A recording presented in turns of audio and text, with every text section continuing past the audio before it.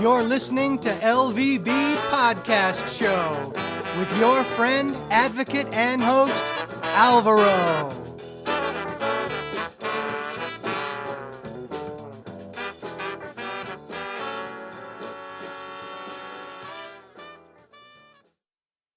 Hi and welcome to LVB Show. My name is Alvaro and I'm very happy to be with you tonight. All right, so before I introduce our guest, I want to say, like always, thank you so much for people listening from the United States, from Canada. We have listeners in Europe, in Africa, we have listeners in Australia, in Latin America, and in many other places in this wonderful planet. If you want to be on the show, you can email me at lowvisionbureau@gmail.com. You can follow me on Twitter at lowvisionbureau. And who do we have tonight? We have someone from the Hadley School for the Blind. I have to say, this is an organization I have known for many, many years. Many people talk beauties about them. I know them because I have been in touch with them for a few weeks now, and they do a wonderful job in many fields. So I have to say, our guest, Stephen Kelly, is a learning expert at Hadley, and I have to say thank you for Hadley for allowing me to do this interview, because I know how busy people are out there. And Stephen, I know you're very busy. Thank you for being with us today. Alvaro, thanks so much for having me on the show. I really appreciate the opportunity. It's great to be here. It's my pleasure, Stephen. And before I go into Hadley, all the story about Hadley, don't you tell us a little bit about your story, Stephen? Well, sure. I did not set out years ago to be a vision rehab therapist. I was working in technology at a wonderful job that I had. And we were doing web testing and that sort of thing in the late 90s, kind of on the cutting edge of the internet. And I was writing a column and so on and so forth. And then I too had a vision loss that was a bit unexpected. I'm quite nearsighted, and it's called myopic degeneration. And so unfortunately, I lost that job because I just wasn't able to keep up with what was going on, and it took a while for me to find the right people for rehab. I just wasn't familiar.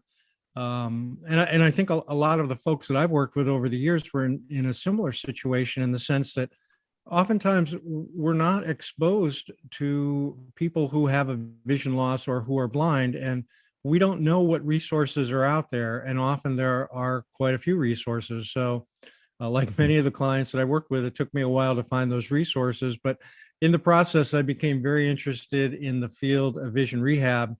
So I ended up going back to school, and I got a master's degree in vision rehabilitation and also in rehabilitation counseling. Worked for a local agency for about a dozen years, and then started working for Hadley about 3 years ago. Wow. I have to say, those are stories of motivation for people. You know what I mean? Because that's what we need in our community. People that go back to school, do this, do that. They always are active and they achieve their goals. So that's very important for our listeners to understand. Very well, Stephen. Tell us a little bit, what kind of technology do you use in your daily life? I use a screen magnifier with Windows 10. And prior to that, I used Zoom Text, but with the new features with Windows 10, it's done a terrific job. So I find that most of the time I'm able to get by with the magnifier and the reader that comes with Windows 10. I also use an iPad, and I'm an Android phone user. So with both of those, I'll use TalkBack occasionally. I'll also use VoiceOver occasionally. And, I'm one of those folks who goes back and forth. My go-to technology is a small, inexpensive handheld magnifier that I have in my pocket all the time. And a lot of times that's what I use to read my phone and other things. But I also use the magnifiers on the devices as well. Wonderful. Yeah. All right, my friend, let's go into Hadley School for the Blind. Tell us the story. Well, the story begins over 100 years ago with Dr. William Hadley, who, interestingly enough, was a high school history teacher in Chicago, and he lost his vision at 55 years old, and taught himself Braille in 1920. In 1915, which is when he lost his vision, access to Braille was probably less readily available than it is right now. So, like you were saying, I mean, he was highly motivated and took 5 years and taught himself Braille. And because he was a teacher, I'm guessing, he imagined, well, there have to be other people out there that want to learn Braille as well. So in a way, he was on this cutting edge of correspondence courses, because that's what he did. He started a Braille correspondence course, and his first student was a homemaker in Kansas who had lost her vision. She was the wife of a farmer.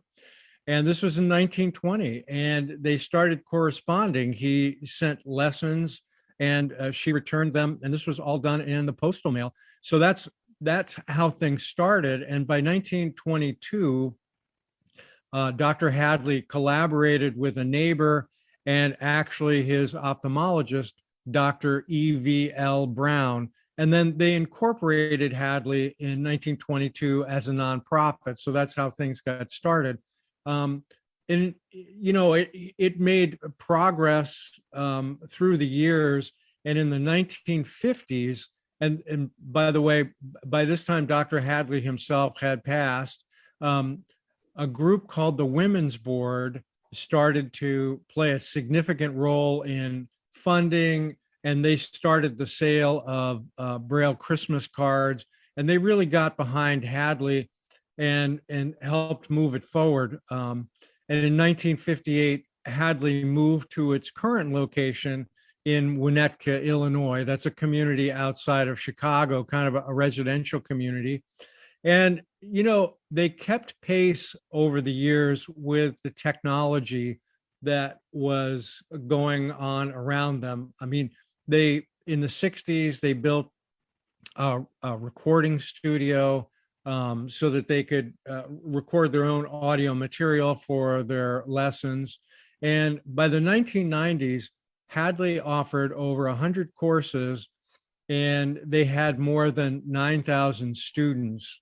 So beginning 3 years ago, Hadley redoubled its focus on the older adult with vision loss, similar to Dr. Hadley himself.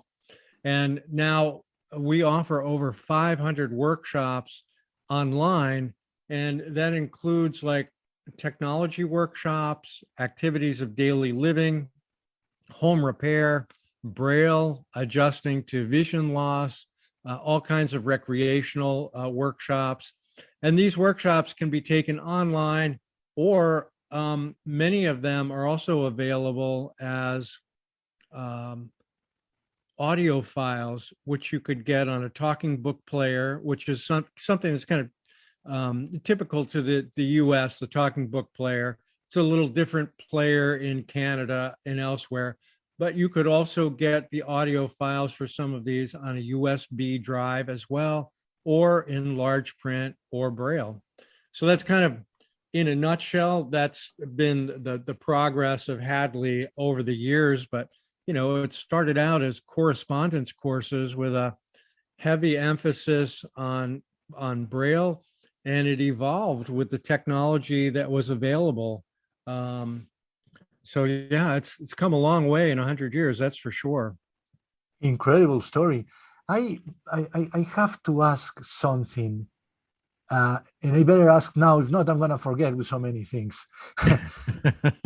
My question, out of curiosity, and for our listeners, maybe someone is asking the same thing. You say you have workshops about home repair? I'm sorry. About home repair, so people Yeah, can. yeah. Actually, there are some about home repair, right? How, And how those how's are, that? well, it's like anything else. I mean, yeah, if you set your mind to it, and a lot of these things we call adaptive daily living tasks. So you take the task and you adapt it a little bit. And in some cases, for just a simple example, you have a talking measuring tape. Right. Or if you don't have a talking measuring tape, then you put some marks on the measuring tape, or some sort of something that you can feel. Right. And you can do that with so many different tools. Right. And I think that that's really kind of the focus of the home repair series, is just letting people know a lot of these things are kind of intuitive. Mhm. But sometimes they're not. If vision loss is something that you acquired later in life, which many older adults, this is not something that just happens to a few older adults. Sometimes it's a little bit challenging because it's something new. You kind of have to change the way you approach your approach to things. That's all. Okay, for listeners, I have to check those ones out because it's fascinating to me. I sometimes talk to many blind people internationally as well as nationally, and they say, I do not do any repairs at home. It would be a mess. And well, but Stephen, jokes aside, we are capable of doing millions of things. And that's what I have proven doing this show for now 11 years, my dear friends. So don't tell me we cannot do it. Stephen said it best. We can adapt certain things and we can make it happen. And it's important, Stephen, to start believing we can. Don't you think? Oh, absolutely. And a lot of it, Alvaro, comes down to also, what you're good at.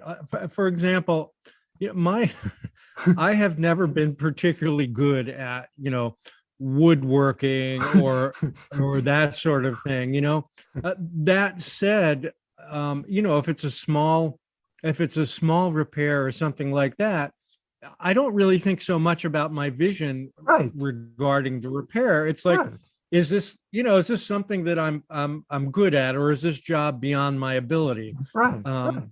And I think we have to forget about so much about, it's not so much about the vision. It's like, is this something I'm comfortable doing? Right. I super agree with you. Now, many people ask me, are you able to cook? I say, yes, I've done it. It is possible. You learn as you go. And it's fascinating because many people say, really, you're able to cook, but you don't see how can you do it? Well, we find ways. We are very creative and we are very resourceful. So it's possible to do so many things. And so fascinating is all I have to say, Steve. Okay, moving on because we have a lot to cover. Do you have a number of the amount of people you are serving right now? Yes, we made some big changes in prior to July of 2020. We changed a lot of the formatting, and we also used a new system for registering people. Since July of 2020, we have had almost 20,000 people register, and so we're pretty proud of that. That's quite a number, and we've grown steadily. So that's what we've got, and they're from all over the place. I can see that. Well, precisely me from Colombia. Yeah. That's a good example how many people you are reaching. Okay, I want you to talk a little bit about the wonderful people behind the workshops, the online materials, everything you create on your organization. Can you tell us a little bit about the people behind those workshops, Vicky, and all the other wonderful people doing their work? Yeah, absolutely. It's quite a process that we go through. And since you mentioned one of my coworkers, Vicky Vaughn, I can just tell you how our little technology team, the assistive Sure. technology team, works. And there are just four of us, but out of that four, for example, we have a teacher for the visually impaired, and she also worked at in a college program where she was teaching professionals. Two of us have a national certification. It's called CADIS, and it's a Certified Assistive Technology Instructional Specialist. I'm a VRT, and we have another team member who has done nothing but technology her whole life as a blind individual. And so I guess what I'm saying is we've got an incredible mix of both professional, academic, and personal experience. And for the technology workshops, for example, and this is typical throughout Hadley, I think, with any of the workshops, whether they're in daily living or recreation or wherever, or in Braille, you have a core group of people, and that core group of professionals or educators is putting together the script for the workshops.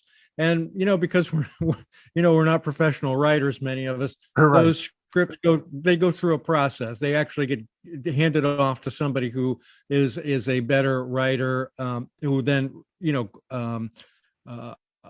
edits the script and puts it together.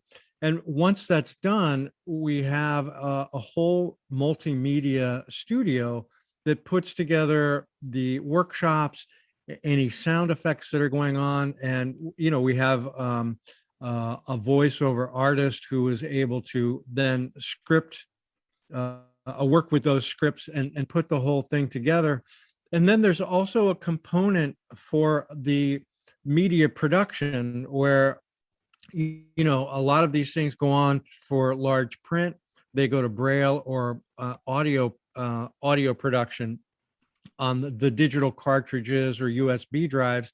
And we've got staff that takes all of that information and sends it along to individuals who have requested it.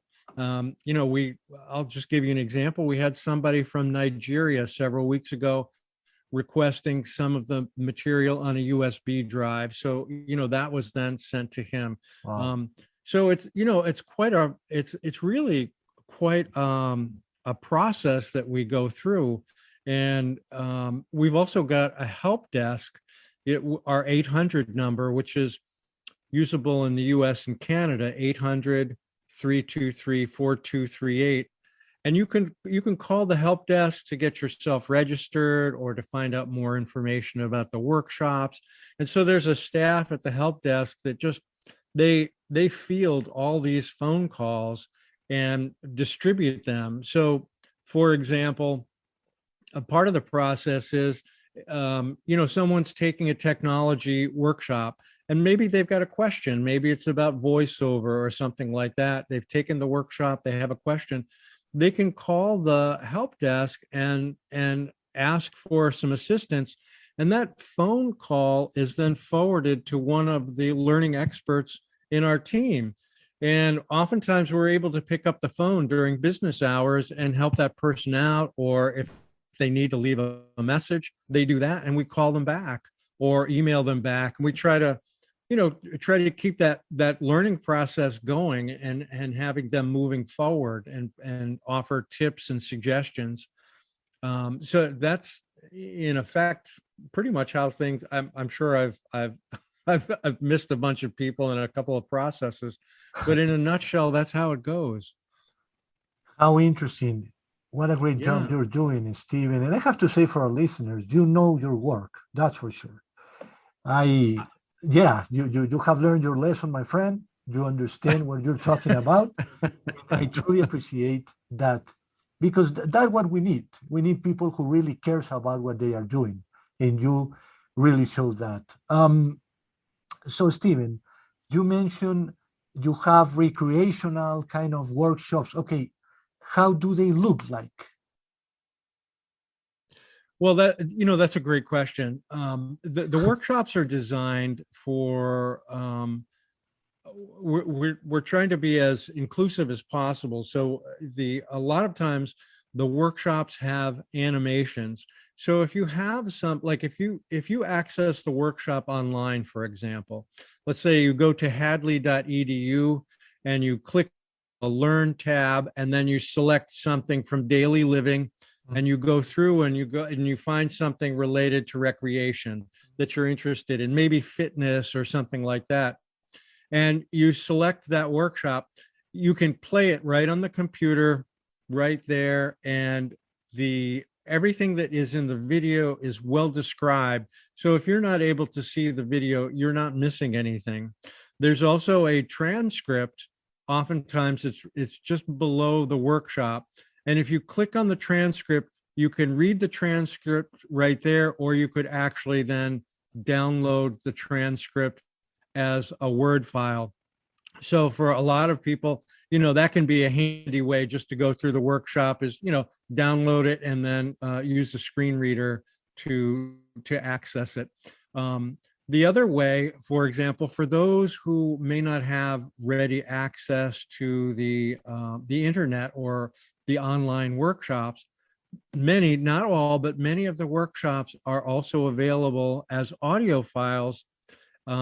In the US, because we use the National Library Service Talking Book Player, you can get a cartridge that works with your Talking Book Player if you have one, or if you're just using another device, you can get a USB drive that has those audio files on it. Or you could just ask for a large print or Braille copy, say of the workshop transcripts, to be sent to you, and they are in the mail, the postal mail. Steven, everybody listening right now says, okay, this is too good to be true. How much do you charge for your services? Well, the good news is that there's no cost for registration. So if you go to hadley.edu, and if you're not a computer user, again, just use the 800 number I provided, and you can register at no cost, nothing. So once you're registered, you then have the ability to take any of those workshops that you want. Now, if you're not a registered user and you go to hadley.edu, you'll get a minute or two of the workshop, and then Ed will come on in the middle of the workshop and invite you to become a registered user. And again, there's no cost for the registration, but that's the way that you have access to the complete workshops, is through registration. Wow, that's wonderful. Steven, do you have future plans of adding Spanish? I am so glad you asked, because we do. And I don't think that anybody is talking about it a great deal. We have identified a partner that we're working with, and I can't share that particular information. Okay. But we expect within 6 months that we will have some of these workshops. Again, it probably will not be all of them. It's Right. going to, we'll focus on the most popular, or the ones that are, quote, most needed. And those will be the ones that are first done in Spanish. But yeah, within 6 months, we expect to be rolling out some of them in Spanish as well. Maravilloso.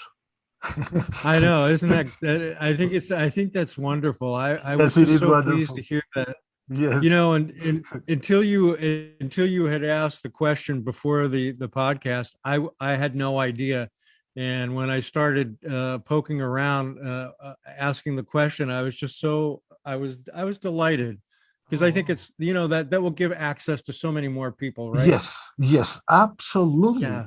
Because what Hadley does, I don't even know if anyone is doing something like that in Spanish anywhere at this level of professionalism and in depth. I do not believe that is true. So imagine the amount of people you're going to reach. Oh, stay tuned, because I think it's going to be a pretty exciting development. I'm really looking forward to it. And I'm looking forward to sharing that with many people I know all across Latin America and Spain about it. So count on that, my friend. Once you have it done, let me know. I'll be ready. Yeah, absolutely. I think that we'll be calling everybody and shouting it out. Yes. Oh, yeah. En español. It is Spanish. Yes, your Yeah. Spanish is pretty good. You should do one of the workshops.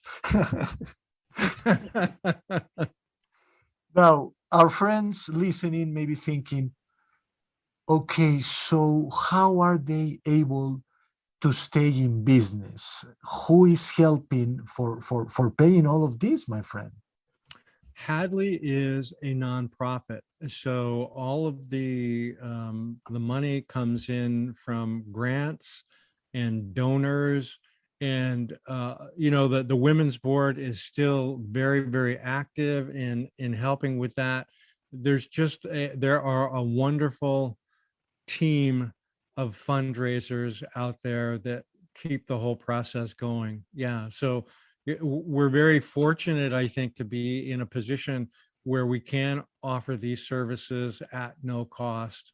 And it's pretty exciting. It's exciting to be a part of that sort of an enterprise. Stephen, in talking about that, how can people donate? Well, I think one of the best ways to do it is if you're a computer user, go to hadley.edu and there's a donate button, and you can do it quickly and easily that way. But for non-computer users, the easiest thing to do is the 800 number, 800-323-4238, or even info@hadley.edu is a great way. And just ask the question. And I'm sure that whoever picks up the phone will be delighted to help you donate. That's a good point. And Stephen, we have to talk more in depth about Braille.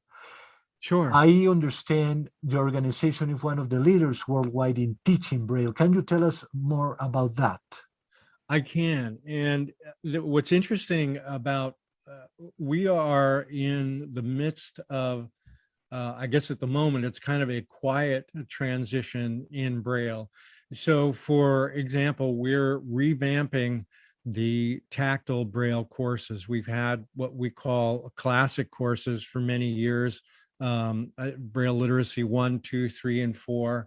And those have been, are in the process of being changed to a tactile Braille course that will be ready the first quarter of 2022. It's on the verge of being kicked out the door, but first quarter is probably the closest I can come to a deadline. So what's going to be so cool about this is that it's going to roll out as contracted Braille first, and then uncontracted will follow. It's going to be a dual media sort of a workbook that is available. So for those who have some vision, it's going to be in large print at the top of the page. The bottom of the page, it's going to be in Braille, and it will start with, learning some of the letters right off the bat, and it will have an audio component. So for the computer user online, they'll be able to follow along with the workshop, which will refer to the book that they've received in the mail, and they can take the lessons that way. I understand that there will also be an audio file that can be downloaded for those maybe who need something that is offline. And also there's going to be a telephone component for those in the United States. I'm not sure. I'm going to assume it's going to be Canada as well. But the idea behind the phone is that you can take the course using a phone, and it does not have to be a smartphone. You could take your landline, you dial the number, you begin the workshop with your book. You'll be able to pause it. And interestingly enough, if you're taking the workshop during business hours, you get stuck, you have a question, you press a button, and you can get transferred to one of the Braille experts, at Hadley who can help answer that question live, or certainly return a call to you. So you don't have to be a computer user. You'll be able to, as long as you can use your landline at home, you'll be able to take one of these courses. So I think that that's going to be very exciting. Like I said, first quarter of 2022 is when that's available. Right now, what's really exciting is that there is reading Braille and writing Braille visually online. And, if you go to hadley.edu and you click on the Learn link and then click on Braille, you'll find these workshops available right now. And even though there is a visual component to it for those who are able to see, everything is so well described in audio that you don't need to have vision to take one of these courses and benefit from it. So it's pretty exciting, and that is available right now at hadley.edu. Steven, So what a powerful system you are putting together. It is. It's really exciting, and I think it's just going to be a dramatic improvement in the way Braille is offered and available to adult learners, for sure. Are you planning to partner with many organizations across the U.S. to, be able to share this new system? Because what I'm saying is the people who do not have access or don't know how to use a computer or don't like smartphones either, having a landline to progress in the learning process of Braille, I think is wonderful, and it's very important to share and distribute this information with other organizations, right? Oh yeah, and we have individuals who are working with support groups across the country to share that, in professional organizations as well, to share that information. And really, to be honest, this new tactile Braille series of workshops, they've been researching this for the last 2 years. And it's so interesting to know that they actually went back to some of the learners who didn't complete the more traditional Braille courses and asked them why. What was the holdup? What prevented you from finishing? And they incorporated the information that they found in the new series. So it's the same group of people that they're going to go back to, I think, to help spread the word. So, once it's opened, and whatever kinks are in it that need to be worked out, they will definitely be spreading the word, for sure. Steven, I have to finish the interview with 2 tricky questions. Please don't be worried. Don't be worried. Don't be worried, because it's going to be okay. Okay, my first one. And probably you're going to say, I don't know. It's okay. It's okay. Some people do not have a very good sensitivity in their fingers when it comes to tactile things. In other words, when it comes to learning Braille, that becomes a little problem that has to be tackled. Do you know what I'm talking about? Is that going to be incorporated, or is already a technique to help those people improve their sensitivity in their fingers when touching things? The folks who have been developing the Braille courses, I know, are familiar with this, because anybody who's teaching Braille in the field, and I did not do a whole lot of Braille teaching myself, although I certainly took plenty of courses on Braille. We are all familiar with folks who do not have that sensitivity, and maybe they need to explore using another part of their hand to be able to read Braille if they need to read it tactily.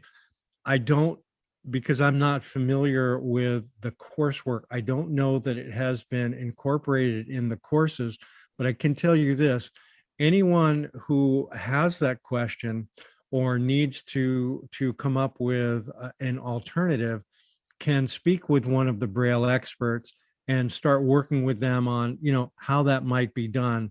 I know also that there is jumbo Braille that I've used in the past with a couple of learners at a previous job, which spaces the dots out just a little bit more and makes it a little bit easier for somebody to actually feel the Braille.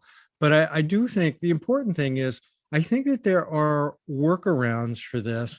And by talking to someone who's actually a Braille expert, they'll be familiar with it and can give you the best resources for those types of workarounds. Wonderful answer, my friend. That was good. Let's see how you do with the second tricky question. We're ramping it up. Yeah. No. It's just joking, because this is a very easy one. I just would like to know, where do you live in the United States? I live in southern Maine. In southern Maine. How is that place for people who are visually impaired in terms of transportation, getting around? How is it? That's a great question, because the largest city in Maine is Portland, which is located in southern Maine. And Portland, I think, is probably one of the best cities for somebody who's visually impaired, because there is a nice infrastructure of transportation. There's a bus system that goes around the greater Portland area. There's also Amtrak service that goes north to Brunswick, Maine, probably about maybe an hour north of Portland, but it will also take you into Boston. And of course, you can get whatever you need in Boston in terms of transportation. So you've got plenty of access there, in Uber infrastructure. So in Portland and some other areas, some of the larger cities like Bangor, for example, would be another area. It's okay in terms of transportation. Outside of that, it's tricky. No question about it. Some places have Uber, some places not so much. So yeah, transportation in most of the state can be a little tricky for folks. Stephen, I have done many interviews with people who are visually impaired and blind from the United States, and many complain about the transportation issue. The question I have for Stephen is there a realistic solution for that you think someday is going to happen? Why is not happening so much? Because I see on social media people saying, oh, I wish I could find a job. The problem is transportation is not good, and the internet is all right, but it's not good enough. Yeah. What do you say, Stephen, about that problem? The whole transportation thing is incredibly complicated for all kinds of reasons, and I don't say that to skirt the issue, but I think certainly in the United States, for example, where we have kind of for decades, we have moved away from mass transit to the notion of individuals driving a car as the primary means of transportation, has really left those folks who are not able to drive, it's left them on the side of the road, literally. I mean, they just do not have opportunities for transportation. I think one of the most exciting things, and of course, we're still working our way through this as well, is the notion of the driverless vehicle. And I'm not sure that that's necessarily going to solve the problem. I think that what's going to be interesting about the driverless vehicles is when they start setting up specific routes. So, for example, when I call and I say I need a ride to Portland, and 4 or 5 other people call about the same time, and then we all get in a van that then takes us and drops us off, I think that that's going to offer a little bit more opportunity than there is right now, it may create some other issues. I hope that our focus on these driverless vehicles doesn't take us away from developing more mass transit opportunities. And I really think that that is one of the components that is missing in a lot of areas. Is we've lost sight of this, the bus system or light rail. And I think that that's something we're going to have to look at in this country a lot more for many, many reasons. One of them, the disability community. You're absolutely right, Stephen. Well, you had very good answers. You see, there was no tricky. Thank you so much. Very intelligent, Stephen, I have to say for our listeners. Hadley did a very good job hiring this man. Well, Okay, thank you. I'll pass that along. Pass it along. You deserve it, I will. my friend. And my final question is, what does Steve want to say more about Hadley before we let you go? Your final thoughts, my friend. Yeah, one of the things that I didn't mention was we have some live discussion groups, and I'll see if I can find the list of them. And one of the reasons that, last night I was just on with my co-host Tiffany, and we did Get Up and Go. And the way they work is anybody who signs up for the discussion group can participate in them. And most of them are done once a month, and we have a schedule. You can just go to hadley.edu/discussion groups, and you'll get to the web page that has those groups. And what's so cool about them is that you can join live, and there's anywhere from, we have anywhere from 30 to 100 people that are on, who are sharing all kinds of tips on technology, tips on writing, tips on cooking, travel, you name it, depending on the discussion group. And as somebody who signed up to the discussion group, when it's over, some of the resources that were mentioned on the group and a recording of the group is sent as a link in an email to you within a couple of days. So you have all this great information that's coming from these discussion groups. So I think that those, that's a lot of fun. I just love doing the Get Up and Go discussion group, and would really encourage anyone to join that. And I think that the other thing is that Hadley has been a pretty good resource for individuals who are, don't know what some of the first steps are. I do know that for people who have recently lost vision, for example, oftentimes our help desk will get them signed up with the National Library Service so that they get that free NLS talking book player. They get signed up with the library. That enables them then to, take their courses on the talking book cartridges, because a lot of times those folks haven't quite figured out, if they are computer users, how to get back to the computer. They're just at that beginning stage of, right, how am I going to do this? So I think that's one of the other advantages that the folks at the help desk play at Hadley, is kind of getting people steered in the right direction, to start, getting services and making some positive changes for themselves. So that I think that's something else I'd just love to point out. I'm sure I've missed a million things, Yeah, I'm sure. But, for anybody who's got questions, Yes. 800-323-4238 is the 800 number, and just call and ask the question. And, if we don't know, we'll give you a resource. It's a good place to start.